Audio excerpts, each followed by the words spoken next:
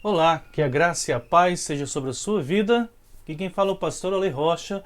Bem-vindos a mais um vídeo aqui no nosso canal. E hoje vamos falar sobre a Síndrome de Faraó.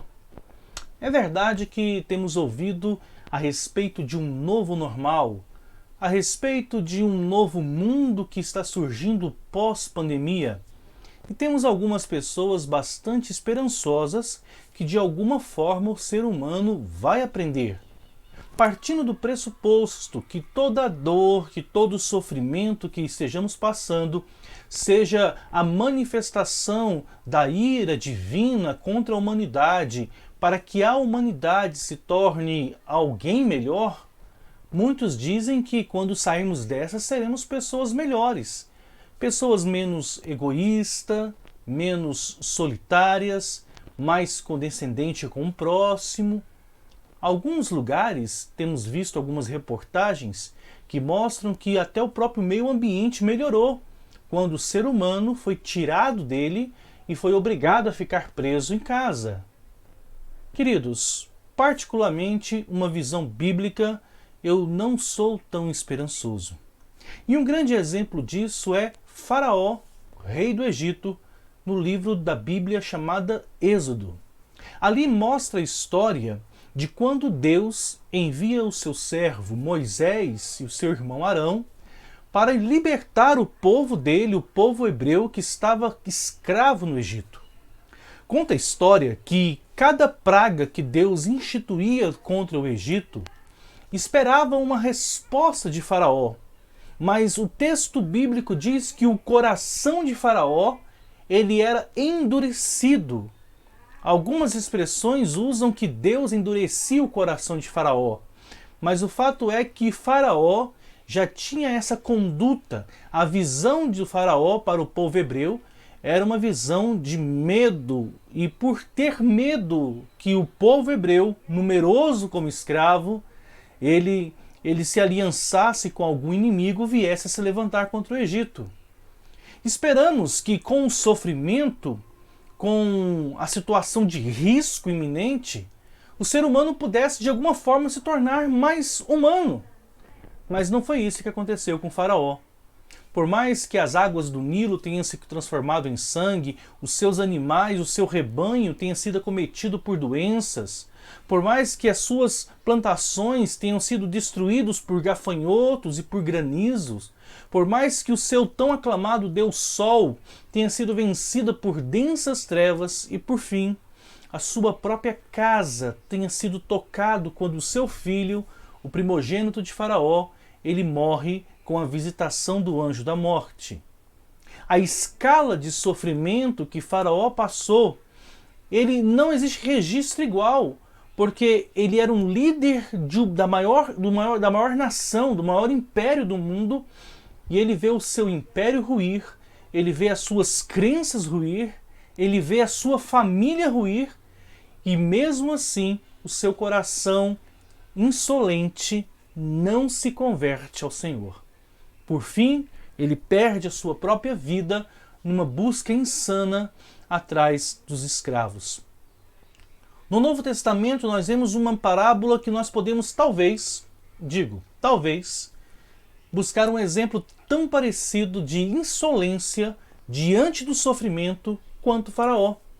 Essa parábola, não sabemos se ela é uma história ou é uma história, mas o que de sacralidade se dá porque foi o próprio Cristo quem comentou e quem contou essa história. É a história do rico e do Lázaro. Diz ali o relato bíblico que Lázaro ele teve somente dores, sofrimento, doenças e pobreza. Mas que quando ele morreu, a sua pobreza, o seu flagelo, fez com que ele se aproximasse de Deus e então, pós-morte, ele é levado então por ele chamado seio de Abraão.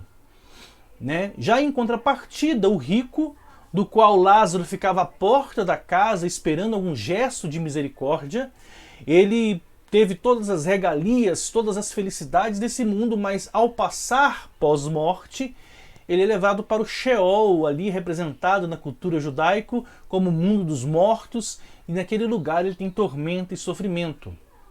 é interessante que o desejo daquele homem é que o seu sofrimento seja aliviado. Há uma clara consciência de culpa por ele estar ali naquela representação do qual a nossa cultura identifica como inferno. Ele deseja que Lázaro molhe as mãos e apenas as gotículas das águas do paraíso de Lázaro sejam postas na sua língua e alivie o seu sofrimento. Porém, ele se preocupa com os seus parentes. Ele fala: Senhor, envia um anjo lá para avisá-los de que o caminho deles é errado. Você não vê em nenhum momento o rico arrependido dos seus feitos. Interessante, né? Ou seja, o exemplo de Faraó, diante da mais dura dor e sofrimento, não mudou. E aqui, consequentemente, mesmo um homem depois de morto, estando perdido e condenado, ele não mudou, ele não se arrependeu. O fato é que o projeto humanidade, sem Cristo, ele é um projeto falido.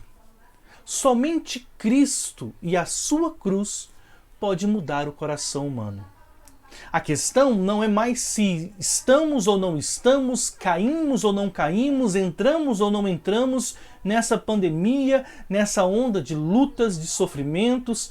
Todos os dias eu entro nas redes sociais ou em algum grupo de rede social e família e está lá estampado uma declaração de homenagem, é alguém que perdeu o ente querido, é uma foto de perfil que é atualizada para luto. E nós estamos vendo cada dia mais as pessoas sofrendo, sofrendo e sofrendo. E se você faz parte do grupo de pessoas que acha que por causa do sofrimento o ser humano irá mudar, esquece. Somente Jesus pode mudar o coração de uma pessoa. Por que eu estou dizendo e por que eu gravei esse vídeo? É para que a gente não haja como Faraó agiu. Para que a gente não siga o exemplo de Faraó. O profeta Oséias, no seu texto bíblico, diz: buscai o Senhor enquanto se pode achar. O tempo é oportuno e se chama hoje.